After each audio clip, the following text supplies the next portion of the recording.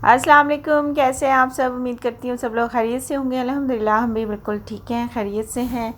आज मैं बना रही हूँ गुलाब जामुन और उसके लिए ये सब इंग्रेडिएंट्स मैंने यहाँ पर रख लिए हैं। अच्छा, इसके अंदर ना बहुत ज़्यादा चीज़ें इस्तेमाल नहीं होती हैं, बस 2-3 चीज़ें ही इस्तेमाल होती हैं। अगर आपके पास घर में मौजूद हैं तो कभी भी आपका दिल करे तो आप गुलाब जामुन तैयार कर सकते हैं और इंजॉय कर सकते हैं। तो इसके लिए मैंने सबसे पहले लिया है पाउडर मिल्क और 1 कप मैंने पाउडर मिल्क लिया है और हाफ़ कप मैंने मैदा लिया है और इसी तरह 2-3 चम्मच मैं घी इसके अंदर यूज़ करूँगी और आटा गूंदने के लिए या इसकी डो तैयार करने के लिए मैं दूध इस्तेमाल करूँगी। तो यहाँ पर ये मैंने पाउडर मिल्क की सबसे पहले मैंने ये पाउडर मिल्क इसके अंदर डाल दिया है और उसके बाद मैं पाउडर मिल्क जो मैंने यूज़ किया है ना वो नीडो का किया है, आप कोई भी कर सकते हैं, ये कोई पाबंदी नहीं है। और हाफ़ कप मैंने ये मैदा इसमें यूज़ किया है और इसके बाद मैं 2 या 3 चम्मच इसके अंदर घी शामिल करूँगी और फिर इसकी अच्छी सी डो तैयार कर लूँगी। अच्छा, ये घी मेरे पास मेल्टेड घी है और इसका ये है कि आप 2-3 चम्मच ही यूज़ करें, क्योंकि अगर आप इससे ज़्यादा यूज़ करेंगी ना तो वो बहुत ज़्यादा सॉफ्ट और ज़्यादा ही चिकने से हो जाएंगे। तो अच्छा चलें जी, अब यहाँ पर हम इसकी अच्छी सी डो तैयार कर लेंगे और डो को बनाने से पहले जो हमने इसके अंदर घी शामिल किया था उसको हम अच्छे तरीके से इस ड्राई मिल्क में और मैदे में अच्छे से इस तरह शामिल कर लेंगे। और मुझे यहाँ पर घी थोड़ा कम लग रहा था तो वो मैंने 1 चम्मच और इसके अंदर शामिल कर लिया। तो हम इसको पहले अच्छे से खाली ऐसे हाथ से मिक्स करने के बाद फिर हम इसमें दूध शामिल कर लेंगे और इसकी अच्छी सी डो तैयार कर लेंगे।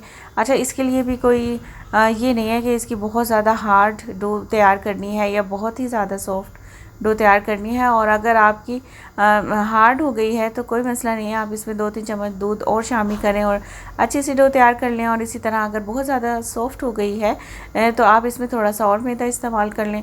तो ये कोई इतना परेशान नहीं होने वाली बात होती।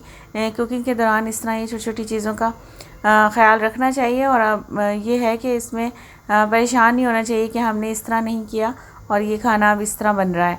तो चलें जी, यहाँ पर हम अपनी चाशनी तैयार कर लेते हैं और उसके लिए मैंने 2 कप पानी यूज़ किया है और इसमें मैं तकरीबन 1 कप चीनी उसी तरह यूज़ करूँगी। अच्छा, इन सब चीज़ों की ना मेजरमेंट के लिए हमने 1 ही कप यूज़ किया था जो मैंने आटे जो तैयार किया था या जो गुलाब जामुन की डो तैयार की थी उसके लिए भी। और इसी तरह जो मैंने पानी इस्तेमाल किया है जिस कप से, उसी कप की मैंने 1 चीनी का कप लिया है और वही मेजरमेंट इस्तेमाल की है।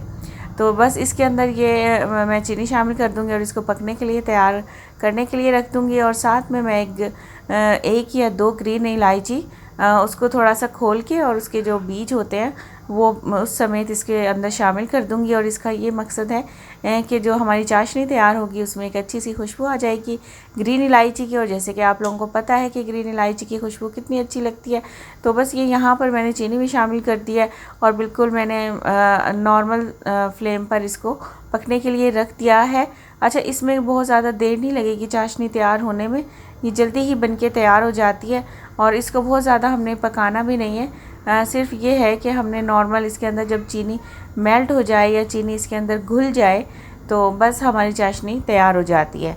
और बस इतनी देर में जो मैंने डो तैयार की थी उसको मैंने तकरीबन 10 से 15 मिनट के लिए रखना है और उसके बाद उसके गुलाब जामुन बनाने हैं और फिर तैयार करने हैं। अच्छा, इसका ये है कि यहाँ पर हमारी चाशनी बिल्कुल तैयार हो चुकी है और अब हम यहाँ पर बना लेंगे गुलाब जामुन। तकरीबन यहाँ पर 15 से 20 मिनट हो चुके थे जो हमने डो तैयार की थी उसको ढक के रख दिया था और अब हम इसके अच्छे से गुलाब जामुन बना लेंगे। अच्छा, ये सारे काम ना मैं अफ्तारी के बाद कर रही थी क्योंकि आज ये हुआ कि हमारे यहाँ ना गैस ही नहीं आई और अफ्तारी से बिल्कुल थोड़ी देर पहले ही गैस आई थी।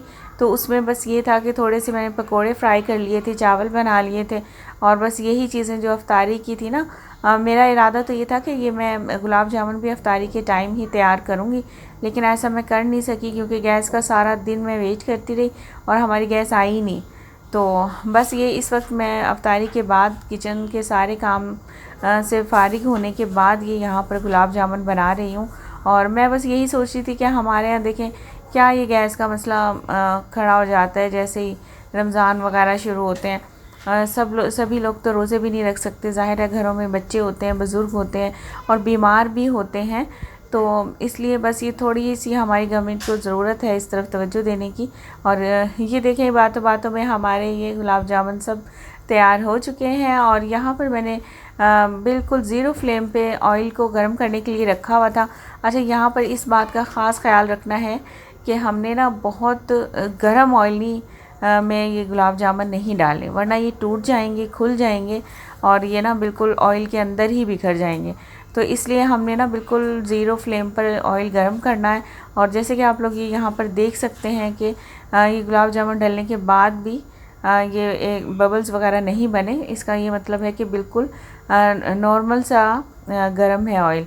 तो बस ये इसके अंदर हम ये सभी गुलाब जामुन इसके अंदर शामिल कर देंगे और बिल्कुल सब्र और तहम्मुल से हमने वेट करना है कि ये एक एक साइड इसकी चेंज करनी है और फिर चेक करना है कि ये कितना एक साइड से चेंज हुआ है इसका कलर वगैरह। अच्छा, ये ख़ास ख्याल करना है आपने कि इसकी ना आँच आपने बिल्कुल भी तेज़ नहीं करनी है, बिल्कुल कम लो फ्लेम पर इसको बनाना है। और इसी तरह अच्छा मैंने क्या किया था कि जब मैंने ये इसके अंदर शामिल कर लिए थे ना, तो इसको मैंने बार बार छेड़ा नहीं था या इसको चम्मच नहीं चलाया था, क्योंकि मुझे यही था कि अगर मैंने इसको थोड़ा सा भी इसकी साइड चेंज करने की कोशिश की चम्मच वगैरह से, तो ये खुल ना जाए या ये टूट ना जाए, क्योंकि ये काफ़ी सॉफ्ट होते हैं ना, इसलिए। और बस ये यहाँ पर ये देखें बिल्कुल हल्के हल्के से बबल से बन रहे हैं और ये पकना स्टार्ट हो चुके हैं। और ये बिल्कुल आहिस्ता आहिस्ता ही बनेंगे और इसमें काफ़ी टाइम भी लगेगा, तकरीबन आपको आधा घंटा लग सकता है। बिल्कुल हल्की आंच पर ये बस बनते रहेंगे और इस दौरान आप अपने कोई और काम भी कर लें, क्योंकि आप खाली इस पे ही अगर वेट करती रहेंगी तो आपका बहुत सारा टाइम आप एक ही जगह पर ही लग जाएगा। तो इसके साथ साथ ये है कि आप कोई और काम भी कर सकती हैं। अच्छा, थोड़ी देर के बाद ही ये इस तरह इसका कलर गोल्डन सा होना स्टार्ट हो गया था, तो ये मैंने इसकी साइड चेंज कर दी। और साइड चेंज करने के लिए मैंने ना जब तक ये इस तरह डार्क ब्राउन नहीं हो गया था तब तक मैंने चम्मच नहीं चलाया था, बल्कि मैंने क्या किया था कि मैंने कढ़ाई को ही हिलाकर इसकी साइड चेंज करने की कोशिश करती रही थी। और यहाँ पर हमारी गुलाब जामुन का कलर बहुत अच्छा सा तैयार हो चुका है और यहाँ पर मैंने उनको चाशनी के अंदर भी शामिल कर दिया है, आप लोग देख सकते हैं। और ये मज़ेदार सी गुलाब जामुन तैयार हो चुकी हैं, लेकिन इसके लिए आपको मज़ीद इसको चाशनी के अंदर डालने के बाद 1 घंटा आपको वेट करना पड़ेगा और आप इसको ढककर साइड पे रख दें। और ये देखें यहाँ पर हमारी मज़ेदार गुलाब जामुन तैयार हो चुकी हैं और ये देखें शक्ल से भी कितनी मज़े की लग रही हैं। और इसके ऊपर ये मैंने बारीक सा पिस्ता कट करके रख दिया था और ये देखें इतनी प्यारी लग रही है ये। और ये बिल्कुल सॉफ्ट और मज़े की बनी थी, काफ़ी टेस्टी बनी थी। आप लोग भी ज़रूर ट्राई कीजिएगा और फिर मुझे कमेंट सेक्शन में बताइएगा कि आप लोगों को मेरी रेसिपी कैसी लगी। और अगर मेरी रेसिपी अच्छी लगी है तो लाइक और शेयर कर दीजिएगा, चैनल को सब्सक्राइब कर दीजिएगा। अपना ख्याल रखें, अपने प्यारों का ख्याल रखें और अल्लाह हाफिज़।